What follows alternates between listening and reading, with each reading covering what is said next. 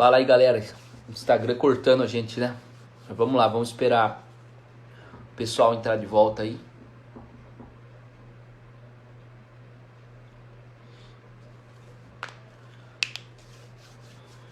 Fala, galera. Todo mundo voltando aí. Vamos ver, a gente já tá com 20 telespectadores. Mr. Doni, Fábio Gouveia, Grade Power Motorsport, Casal BSB 2021. Vamos esperar o Gustavo voltar também. Neném entrou aí. Voyage LS85, TRC Motorsports, Alexandre Mota Rodrigues, boa. Guto Ramos, forte abraço. Rodrigo Wellington, show de bola. Então, galera, assim, ó, enquanto eu espero o Gustavo entrar aí, a gente estava mostrando quando caiu a transmissão. Fala, Guto. Bruno entrando também. A gente estava mostrando, antes de cair a transmissão, a importância da frequência, certo? Então, entendam que aquela frequência, Alfredo, NC Chicotes, beleza? Fala, Wellington, estamos falando de Knock Control hoje. Então, entendam que quando a gente estava olhando aqueles 4 sinais, eram sinais do mesmo sensor em frequências diferentes. E ali a gente viu, por exemplo, isso aqui são dados práticos, né? Não estou inventando isso aqui é de um login, né? E a gente viu, olha como essa curva verde tem um sinal bem menor que das outras, certo? Então, essa frequência aqui não foi boa para identificar essa detonação, perfeito? Por isso que a gente coloca o motor para detonar em detonação leve e analisa as frequências e vamos supor, melhor, a gente testou 10, 12, 14, 16. A melhor foi 12. O que eu faço? Você vai lá e discretiza essa frequência. Deixa eu marcar essa pergunta do Bruno aqui que foi boa, viu?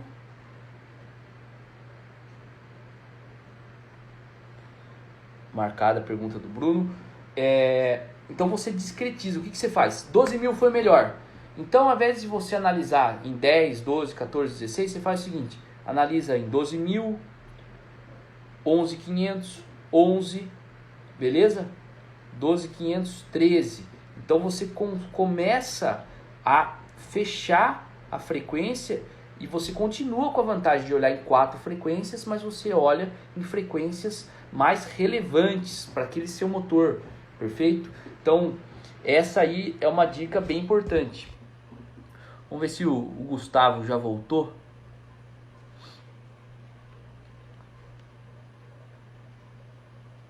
Gustavo ainda não voltou, então vamos seguindo aqui. Depois que a gente pegou e a gente fechou mais as frequências, o que a gente faz? A gente vai olhar o nível que deu com as frequências boas de detonação, perfeito? E a gente começa a olhar e calibrar de fato a detonação. Ó, tem uma pergunta importante aqui, ó, do Rodrigo. Aquele knockmeter da Fiotech, ele servia só para monitoramento, igual os mostradores de sonda? Rodrigo, eu nunca usei ele, eu não sei como ele funciona, entendeu? Sinceramente, eu não sei como ele funciona. Mas eu não enxergo o NOC como algo que a gente consiga ver que nem um mostrador de sonda, entendeu? Porque a gente tem que configurar essa frequência. A frequência está diretamente relacionada com o seu motor. A gente falou de diversos tópicos nessa live que mostram como, para você identificar a detonação, não é você olhar um número maior do que outro. Você tem que pegar um sinal de um sensor, filtrar ele. Tem muita engenharia envolvida. Então, eu pelo menos desconheço como que funcionaria um knockmeter desse jeito. Eu nem sabia que tinha, na verdade. Vou dar uma olhada depois. Eu realmente desconheço ele. Se alguém souber aí, manda aí.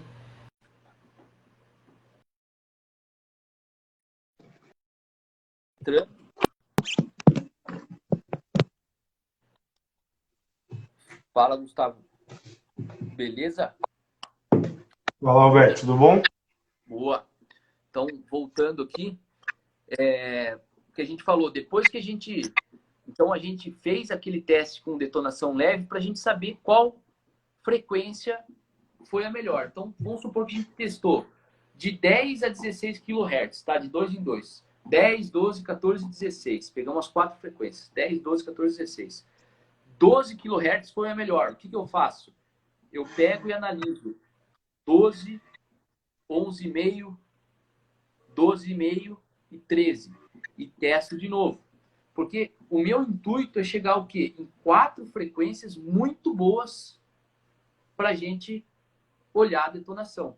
E isso a gente só sabe testando, certo? Roberto, e aí essas 4 frequências, elas vão olhar para todos os cilindros, né? Você não consegue escolher uma frequência por cilindro, você fica com as 4. As 4 por cilindro. Entendi.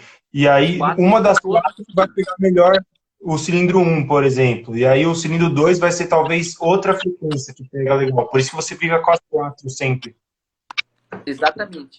Por isso que aí você tem essa configuração aqui, ó. Quando você liga o Knock Control aqui, ó, você pode deixar ele usando a só frequência A, ou só a A e a B, ou até as 4 frequências para detonação.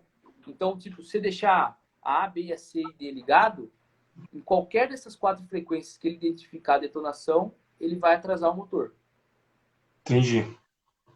Entendeu? Então, as 4 frequências são para todos os cilindros e elas podem, as 4, estarem atuantes. Se você deixa só 2 frequências, as outras 2 você ainda tem, mas como data log. Beleza? Entendi. E depois que você fez de fato essa calibração mais fina das frequências, daí o que você faz? Você já tem uma noção do seguinte: qual é o nível de tensão, qual é o nível do sinal para detonação. Então, naquele nosso exemplo prático, olha só, eu vou pegar, deixa eu melhorar aqui a minha escala.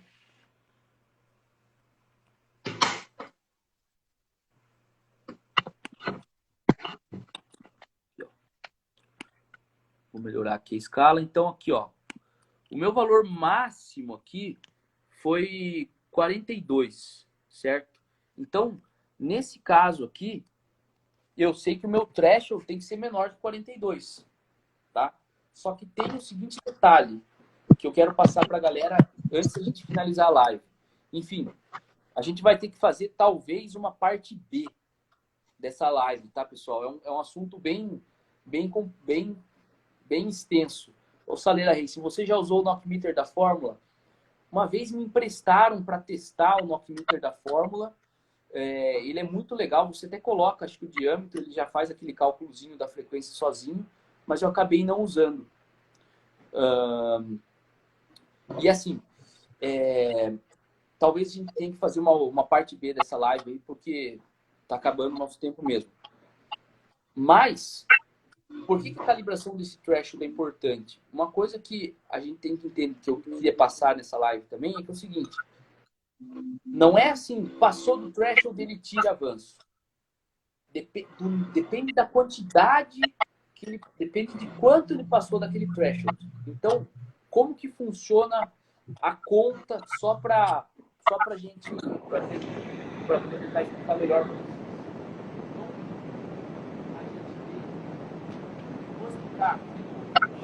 Roberto, o microfone está bem ruim. Oi? Não tá dando para te ouvir direito. Ah, tá longe. Então, vamos descer o flip chart aqui. Na parte B eu vou mostrar isso aqui com o microfone e no login lá de uma maneira melhor, compartilhando a tela no YouTube, tá? O sinal de internet hoje aqui tá muito ruim. Eu tô no 4G. Mas assim, quando a gente define aquele nível, por exemplo, assim, ó, o meu threshold é 30%. Então, o que vai acontecer? Se meu threshold é 30, passou de 30, ele identifica a detonação. Só que ele não passou de 30, ele passou e foi longe, ele mediu 40. O que que ele faz? Teoricamente, ele vai atrasar 10 graus de avanço. Então, o quanto ele sai do threshold é quanto ele atrasa, certo? Só que E tem aí, duas coisas aí. por quanto tempo ele fica atrasado também é uma variável, né? Como ele retorna o avanço Isso, depois. isso. Primeiro, vamos falar de quanto ele atrasa na hora. Ele faz essa diferença, um menos o outro, certo? E ele multiplica por um ganho, porque eventualmente você pode multiplicar por meio ali e dividir pela metade quanto ele atrasa, certo? Uhum. Só que você coloca também um valor máximo de atraso. Então você tem um valor máximo de atraso por rotação ali que você fala, ó, não quero que atrase mais do que 8 graus, por exemplo, certo? Então você tem um valor máximo que menos que ele calcule lá para atrasar 30, ele não vai atrasar 30. E tem esse ponto que você falou exatamente, que é o recovery rate. Que o que ele faz? Ele atrasa, vamos supor que ele fez a conta e ele chegou que tem que atrasar em 6 graus. Daí ele tem um valor que é em graus por segundo que ele retorna o avanço. Que foi aquilo que eu mostrei ali, ó. Então, ele atrasou aqui e você vê que tem uma rampa aqui, ó. Então, ele volta esse avanço progressivamente. Então, ele atrasa e vem adiantando de volta, certo?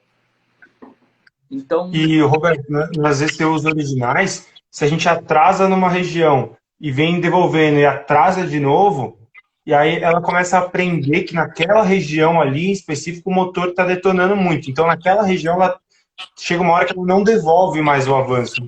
Nessa estratégia da Motec acontece a mesma coisa também? Não, não acontece. Esse tipo de aprendizado não tem. Ela vai devolvendo sempre, né? Ela vai devolvendo sempre. Exatamente. Porque, assim, qual que é a filosofia? Eu não digo que uma é melhor que outra para cada objetivo. Então, assim, o objetivo de uma calibração do knock control de montadora é o máximo de segurança. Não quero que quebre o motor, senão vou ter que pagar garantia. Ponto final. O objetivo do knock control em aplicação motorsport é o seguinte, é máximo desempenho. Então, se dá para ficar trabalhando ali e atrasando ponto e retornando, vamos lá, porque é ali que é o máximo desempenho. Quando o knock control está bem calibrado. Né? Certo. Quer responder alguma dessas perguntas que o pessoal fez aí? Algumas perguntas dos rachadores aí? Ó, tem essa pergunta do Bruno, eu achei bem legal, porque é algo assim que todo mundo que for usar vai passar por isso, né? Qual a melhor estratégia para localizar um sensor em um motor que não possui originalmente? Eu acho que tem que partir na minha... Cara, de novo, isso aí não é algo assim que eu li em algum lugar, tá? É algo que eu acredito. Então, o que eu quero dizer não é, talvez, a melhor opção. Mas, intuitivamente, eu colocaria bem no meio do bloco, próximo à câmara de combustão. Mas eu faria testes em outras posições também, seguindo essa filosofia que eu falei da frequência. Não tem como... A gente tem que partir de um chute inicial e pesquisar para o seu motor. Isso então, é o mais importante da live. Já responde uma pergunta, né, pessoal. Dá para colocar um knock control em carros que não vêm de fábrica com knock sensor? Dá para colocar num Opala, num Gol, se a gente quiser? Cara, eu tô pensando em como responder isso porque eu nunca fiz isso. Mas eu não vejo porque não daria, certo? Então, eu acho que assim, seria um estudo longo, né? A pessoa tem que ter muita vontade mesmo de colocar um knock sensor, porque a calibração é extensa, é isso que você está falando, é um processo longo, né? E você precisa causar detonação. Então, para um carro, talvez não valeria a pena, ou se fosse para um carro normal, tem que ser um carro de competição mesmo, né? Para o pessoal querer achar que isso vale a pena. E também um grande problema, igual você falou, colocaria no meio e tal, é fixar esse sensor. Esse sensor ele tem que estar, tipo, o bloco tem que ser fundido já com um local para você colocar esse sensor, né? Fixar ele lá não é uma coisa simples, não é uma coisa que você faz uma chapa, parafusa e fixou. Exatamente. Ó, um exemplo para mostrar, que eu acabei de lembrar, para isso acho que vai entrar na cabeça da galera como não é algo simples de fixar. Você, quando você vai apertar o Nox Tensor, você tem um torque correto, que é 9,8 Nm. Então, se você apertar muito mais que isso, todo mundo fala assim, o Nox fica surdo, ou seja, o sinal dele diminui muito, porque daí ele está muito preso, e daí aquele esquema que você explicou no início lá, que acontece, né, que a massa faz, pressiona a parte piezoelétrica para dar o sinal, acontece de uma maneira bem menor. Né? Sim. Então, Então, nos então isso daí manuais lá, entra em outras perguntas que eu tinha anotado aqui. Por exemplo, ó, a pessoa tem um carro de rua preparado que seja um, vamos usar um Lancer Evolution de exemplo. Tem um Lancer Evolution, tá com muito mais torque, muito mais potência do que o original, o motor começa a torcer dentro do cofre, aí essa pessoa vai lá e substitui os coxins do motor por coxins bem mais rígidos, né? Coxins de PU, às vezes até de alumínio o pessoal usa. Eu vejo isso como uma modificação que já descaracteriza assim muito forte, né, o nosso control, porque agora você trava o motor, ele vai vibrar diferente, vai a liberdade dele de chacoalhar é outra, já descalibra total, né? exatamente. Eu concordo com você. Apesar de, que nem a gente fala, né? A gente que trabalha com isso, a gente gosta de falar com dados. Tipo, ó, então eu fiz esse estudo, mudei e vi que deu. Mas, na teoria, faz todo sentido, né? Sabendo como funciona um Nox Sensor e tudo o que, por exemplo, uma alteração de coxinha afeta, você está correndo risco. Eu lembro que o pessoal da Motec falou um negócio para mim que quando eu ouvi, eu fiquei abismado. Mas hoje em dia faz bastante sentido para mim. Os caras falaram assim, meu, já aconteceu em competição de alto nível dos caras trocarem o chicote e cagar com a calibração de uma coisa. Eu falei, mas cara, o que o chicote tem a ver? Obviamente, o chicote tem a ver porque de repente o cara passou por um outro lugar ou o shield não estava bem feito e o nível de ruído afetou, certo? Mas assim, esse exemplo é para mostrar que não é que nem medir lambda, né? Que nem a gente estava falando, meu, lambda você vai colocar um sensor lá, ele vai medir residual de oxigênio ali e beleza. É uma medição muito mais confiável ali, repetitiva e tá tranquilo do que você tá avaliando um sinal de NOC.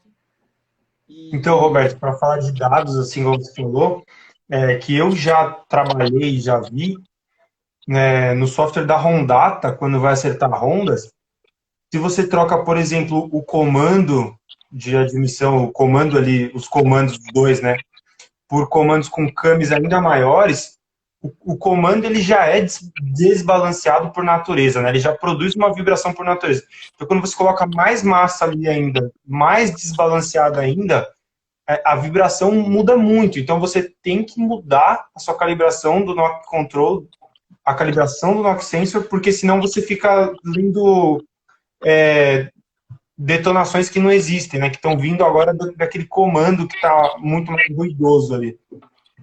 show de bola, show de bola. Então, esse é um exemplo vida real que mostra, né? Não é um negócio Sim. simples. Mas, aí entra aquilo que a gente falou do negócio da live. O intuito da gente compartilhar isso não é pra galera desanimar. É pra galera falar assim, mas meu, peraí, é complicado. Mas, cara, isso aí usa anos. A gente tem que fazer isso, entendeu? A gente tem Sim. que fazer. Então é um negócio muito importante, né? Muito importante mesmo. Então, galera, eu acho que sim, é basicamente isso. Hoje meu tempo está meio limitado, não vai dar para tocar até as 10 da noite. Mas o que é a minha ideia? O assunto é legal pra caramba, eu tenho mais um monte, vários dados que eu poderia mostrar, e eu acho que também você teria mais para compartilhar aí, Gustavo, mas o tempo está apertado mesmo. que eu vou propor? Se a galera quiser que a gente continue o assunto, manda lá, comenta no Instagram da Twizy, lá tem o post da live lá, que a gente falou live 3, pede lá pela parte B, e que a gente rever nossa agenda das 20 lives, quem sabe a gente faz 21, não tem problema nenhum, para que a gente consiga compartilhar mais desse assunto, né? Fechou, Roberto. Fechou? Gostei de ter participado hoje, conversando bastante coisa aí, acho que deu para contar bastante para a galera. Para falar como que é a prática mesmo, né, de calibrar um knock control. Exatamente. E assim, né? Isso que a gente está passando aqui é uma parte muito importante para a galera que quer atuar, né? Porque não tem como você ir calibrar um feature que nem um knock control sem entender a base do negócio, né? O cara tem que pegar, tem que sentar, tem que estudar, tem que tirar dúvida, porque só assim que o cara vai conseguir realmente que a gente fala lá no esquema do curso, né? Você não precisar de receitas para fazer um mapa, né? Se você está fazendo um mapa baseado em receitas, ferrou, né? Você tem que Sim. entender no detalhe ali tudo que envolve o control para você conseguir desenvolver, né? E é muito legal isso, né, cara? Eu acho animal. Eu também acho muito legal. E até para a galera entender também, né? Porque também no mundo de remapeamento que tem hoje em dia, o pessoal coloca chip em carro, tem uma galera que desabilita, assim, das ECUs originais, proteção contra super knocking, para conseguir dar mais avanço em um local, aí depois esse motor vai lá e explode, não sabe por quê. A gente também nem falou de super knocking, né, que é Não exatamente uma falamos. super detonação. Geralmente não tem duas para contar a história. Aconteceu uma, já foi. Cara, o super knocking normalmente é só injeção direta mesmo. Cara, quase acabou. O super knocking ele acontece bem mais em zonas de mais boost, né? Em zonas de mais boost tem super knock.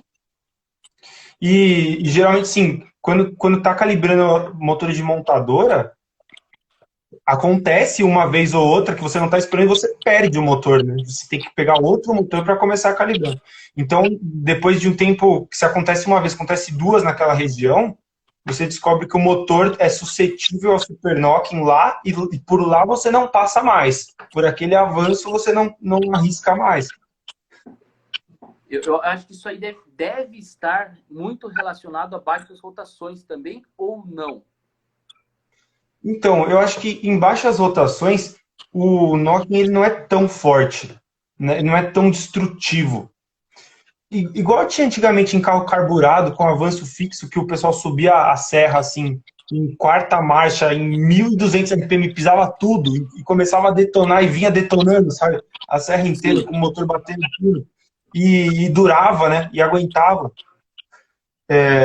Porque justamente tinha uma região que regaça de supernova aqui. Mas, por exemplo, assim, nesse exemplo que você falou, ele detona, mas não é destrutivo porque não tem carga no motor. Ou é porque Porque a pressão não está tão alta. Você tem as ondas de pressão, igual você falou, só que a magnitude, né? Se você olhar a pressão no interior da câmara de combustão, acho que eu até tenho um desenho, né? A pressão sobe muito e ela desce oscilando, assim, né? Se você conseguir colocar aquela vela que mede a pressão lá dentro. Uhum. E quando você tem baixa carga, essa onda não é tão grande, né? Deixa eu ver se eu consigo virar aqui, ó. Um desenho aqui só para ilustrar, né? Que seria Uhum. uma pressão dentro da câmara pelo ângulo do virabrequim. Então, aqui seria só comprimindo sem ignição em 8 graus, 16. Aqui uma ignição muito adiantada que deu uma detonação, né? Ela desce oscilando. Agora, se você tem menos carga, essa magnitude da pressão é menor, ela oscila mais aqui embaixo, assim, né? Não é uma oscilação tão Certo. grande. Aí, Mas olha só o que eu fico pensando. Por exemplo, assim, se a gente for falar assim, dos motores mais modernos, por exemplo, que nem pegar um BMW Turbo. Cara, o torque que ele tem a 1.500 RPM é o mesmo que ele tem de 1.500, 2.000 RPM é o mesmo a 5.000. Então, Sim, será que será que não, aonde acontece o supernoc não é ali onde tem uma baixa rotação, mas ele tem um pico de eficiência volumétrica? sim, com certeza, Roberto. Vai ser onde a gente vai ter mais enchimento e vai ser lá, com certeza, o maior, o knock mais forte, né, desse motor. Porque uma vez eu pergunto, porque assim, que nem eu falei, eu ainda não, graças a Deus, eu não vi nenhum supernoc na prática. Mas eu estava conversando com o engenheiro e ele me passou a seguinte informação. Cara, eu só vi isso em motor com injeção direta. E daí eu fiquei pensando, cara, o que, que tem a ver? Eu acho que a única coisa que tem a ver é porque, cara, é um motor mais moderno, você tem muito mais boost em rotações mais baixas, né? Não tem a ver Eu com o acho que deve fato de ser, ser injeção direta, né? não tá, não tem a ver aonde está o bico, mas sim com as outras características todas desse motor aí. Exatamente.